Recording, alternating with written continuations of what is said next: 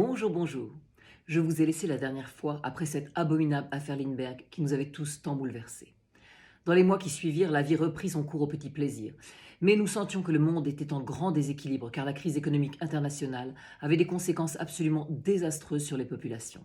Au château, nous étions bien sûr de très grands privilégiés, car les brevets de mon grand-père ainsi que ces sociétés aéronautiques et automobiles qu'il avait créées nous permettaient de vivre plus que confortablement et donnaient également du travail à un grand nombre de gens. Roch, mon grand-père, avec son esprit génial et son grand cœur, avait d'ailleurs mis en place, au sein de ses usines, une organisation sociale extrêmement favorable à tous les gens qui travaillaient avec lui à quelque niveau que ce soit. En effet, du temps de sa jeunesse miséreuse, il avait eu maintes fois l'occasion de constater, dans les différents métiers qu'il exerçait, à quel point les travailleurs, épuisés, rabroués et méprisés, concevaient une haine de leur patron et de leur travail.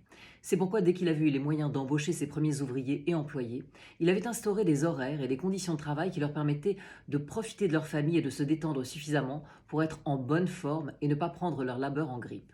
Roch avait aussi prévu, à propos de grippe, une sécurité sociale en cas de maladie ou d'accident et une pension pour les veuves ainsi que l'accès à l'éducation pour tous les enfants de son personnel. Enfin, il accordait 4 semaines de vacances par an à tout le monde et ce, bien avant les fameux congés payés qui arriveraient en 1936. Le résultat de cette organisation était que les employés restaient chez nous quasiment toute leur vie et que les enfants prenaient parfois la place des parents lorsque ces derniers se faisaient trop vieux. Quant aux syndicats qui menaient la vie dure aux patrons des autres grandes entreprises, on les retrouvait chez nous comme animateurs des soirées du personnel et organisateurs de colonies de vacances pour les enfants. Toutefois, cette image d'Épinal, qui était notre réalité, était hélas très loin de ce qui se passait dans le reste de la France, et une misère épouvantable avait commencé à gangréner l'Europe. Nos voisins allemands avaient pris la crise en première ligne, et les populations étaient exsangues. L'histoire l'a démontré à chaque fois. C'est lorsque le peuple a faim que la colère monte, que les guerres se préparent et que les idéologues beaux-parleurs peuvent manipuler les forces vives d'une nation. Cependant, en cette fin d'année 1932, personne en France n'aurait pu imaginer jusqu'où l'horreur irait quelques années plus tard. Quoi qu'il en soit, nous étions tous frigorifiés au château, comme partout en France d'ailleurs, car l'hiver était particulièrement rigoureux. Et nous étions également très moroses après le drame de bébé Charlie et les nouvelles du monde qui étaient plus alarmantes et déprimantes chaque jour. Heureusement que mes enfants étaient des rayons de soleil, autant que des tornades, dont l'énergie et les demandes incessantes m'empêchaient de broyer du noir trop longtemps. Toutefois, le coup de grâce de cette horrible période allait m'être porté au mois de janvier 1933, lorsque Andrew et Claudine, qui venaient de rentrer de Londres, demandèrent à me voir dans mon bureau, ce qui était toujours très mauvais signe. Andrew me fit asseoir et Claudine me servit un whisky. Comme elle savait très bien que je ne buvais quasiment jamais d'alcool, un vent de panique m'envahit immédiatement. Et sentant mon sang se glacer, je demandai s'il était arrivé quelque chose à Archie, car je savais qu'Andrew était toujours en contact avec lui. Cela faisait 2 ans et demi que nous avions divorcé, et je ne l'avais jamais revu depuis la naissance de ma petite Kala, en mai 1930, mais mon amour pour lui était intact, et je crus mourir en craignant qu'il ne lui soit arrivé quelque chose. Andrew me répondit doucement qu'en effet il était arrivé quelque chose à Andrew, mais pas exactement au sens où je l'entendais. Puis il prit un air très gêné pour m'annoncer qu'Archie s'était marié 2 semaines plus tôt, le 15 janvier, à Édimbourg, et qu'il lui avait demandé d'être son témoin, ce qu'Andrew avait refusé par fidélité à mon égard, ayant l'impression que je serais doublement trahi. Je le remerciai du fond du cœur, mais en parlant de cœur, j'eus l'impression qu'on avait enfoncé dans le mien un couteau brûlant dont la lame ne ressortirait jamais. Je m'effondrai dans les bras de Claudine qui était désespérée pour moi et totalement impuissante à me soulager. Je mis 1 semaine à pouvoir demander à Andrew qui était celle qui avait ravi le cœur de mon bien-aimé. Il me répondit que c'était une jeune femme écossaise prénommée Moira, âgée de 24 ans. Moi qui venais d'avoir 33 ans, je me sentis d'un coup vieille comme une momie égyptienne et bonne achetée. J'eus le minuscule espoir un instant qu'elle aurait une personnalité aussi détestable que l'affreuse Millicent à laquelle Archie avait été fiancé avant notre mariage. Mais hélas, Andrew m'avoua tout penaud qu'elle était adorable, intelligente et sincèrement très éprise d'Archie. Pendant plusieurs jours, je me mis à haïr Andrew, comme c'est le cas pour les messagers de mauvaises nouvelles, et je replongeai ensuite à nouveau sous mes édredons, comme à chaque fois que mon amour avec Archie était anéanti. Toutefois, je ne pouvais pas me permettre de retomber réellement dans une dépression, dans cette période si difficile où ceux qui avaient la chance d'avoir un toit et de la nourriture étaient d'immenses privilégiés. Je décidai donc de faire comme si ce mariage n'avait jamais eu lieu et d'occulter totalement cette information de mon cerveau. Je m'employais de toutes mes forces à reléguer Archie dans un coin minuscule et obscur de ma pensée, et pour cela, je ne me permis pas 1 seconde de répit dans la journée. Ce qui tombait fort bien, car avec maman et Épiphanie, nous décidâmes de transformer une fois de plus le petit plaisir en terre d'accueil, non plus cette fois-ci pour des familles américaines ayant subi le krach de 29, mais pour des familles françaises, cousines des habitants du village ou de nos employés qui ne parvenaient plus à se sortir de la misère. Fin février 1933, le château se remplit donc à nouveau d'une trentaine de personnes, à la fois désespérées d'avoir tout perdu et soulagées de pouvoir enfin offrir un toit à leurs enfants essoufflés.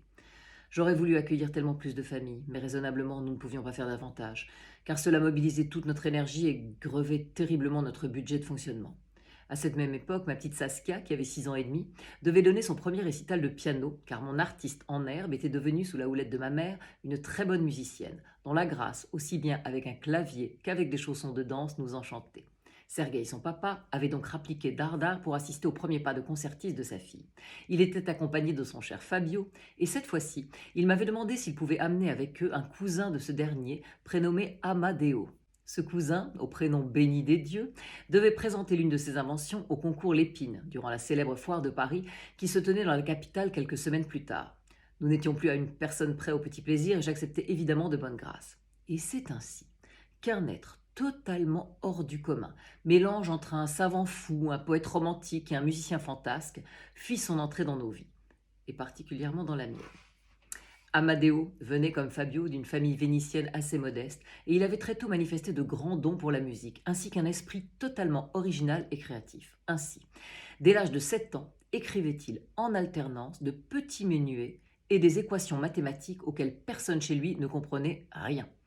Il avait par ailleurs, à partir de l'âge de 12 ans, développé des théories sur l'alimentation qu'il mettait en pratique lors des déjeuners familiaux durant lesquels il laissait les pâtes traditionnelles de la mamma à ses frères et sœurs pour ingérer de drôles de graines sèches ou à peine germées ainsi que des fruits en grande quantité.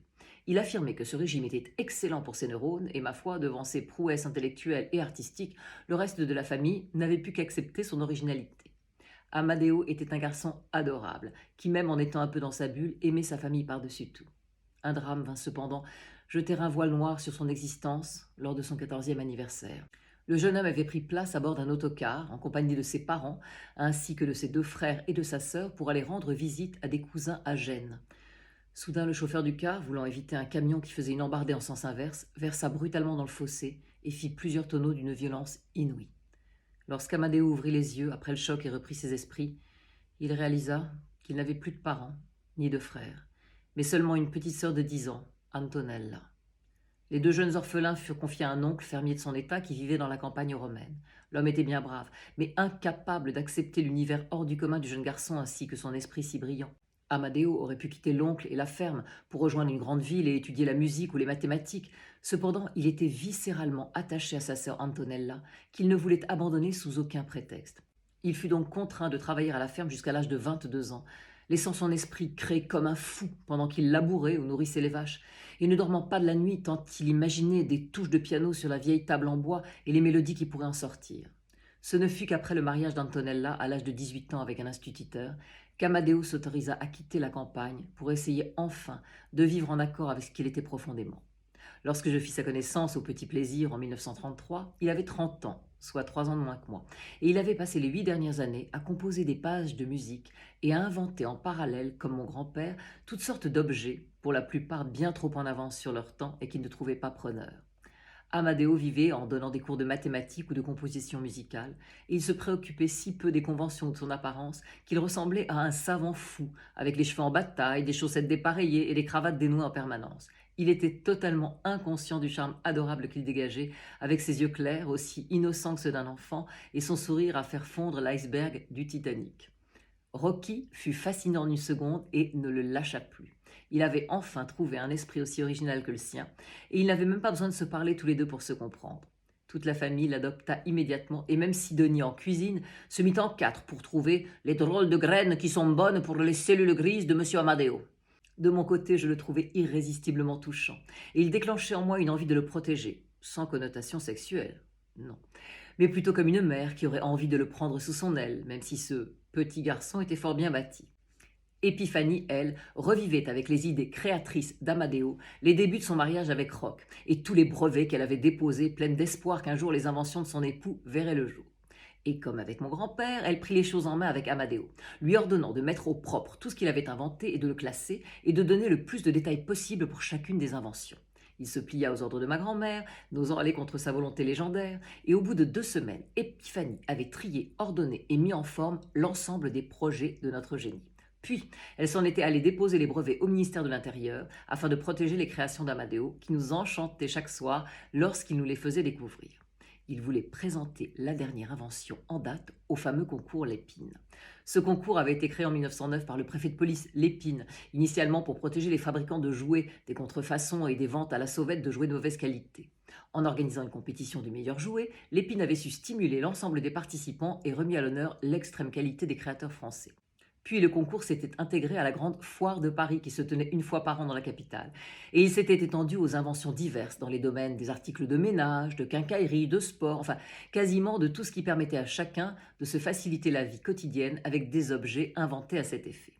Nous y allions en famille tous les ans, sous la pression de Rocky, insatiable curieux, mais aussi de Jeffrey et Attila, toujours ravis de découvrir les nouvelles solutions pour que les travaux d'entretien du château soient plus aisés, ou encore de Marie-Antoinette et Sidonie, qui, elles, cherchaient à rendre leurs tâches ménagères moins lourdes.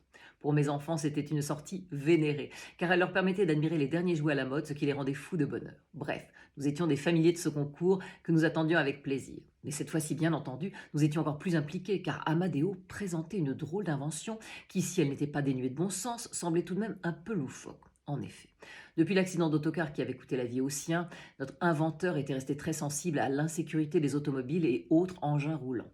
Il n'avait d'ailleurs pas tort, et même en tant que petite fille de créateur d'automobiles, je devais bien reconnaître que les accidents mortels dus à la vitesse ou à des problèmes techniques étaient bien trop fréquents. La plupart du temps, les passagers ou les conducteurs étaient projetés vers l'avant et leur tête se fracassait contre le tableau de bord ou le volant.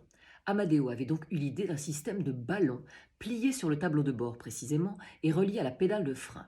Lorsqu'on appuyait trop violemment sur celle-ci, un système de tuyaux envoyait de l'air dans le ballon qui se gonflait immédiatement et amortissait le choc en douceur. Il nous fit d'ailleurs des démonstrations très probantes au volant d'une de nos voitures, au cours desquelles nous eûmes d'abord tous l'impression qu'il allait s'écraser ou se faire le coup du lapin en freinant si brutalement.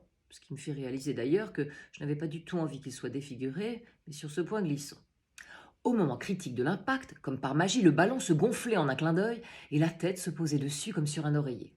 Amadeo nous avait tous convaincus de l'efficacité et de l'utilité de son invention. Toutefois, je craignais que ce ballon, replié sur le tableau de bord, ne soit pas du goût des conducteurs, pour lesquels l'automobile était avant tout un objet de luxe et d'esthétisme.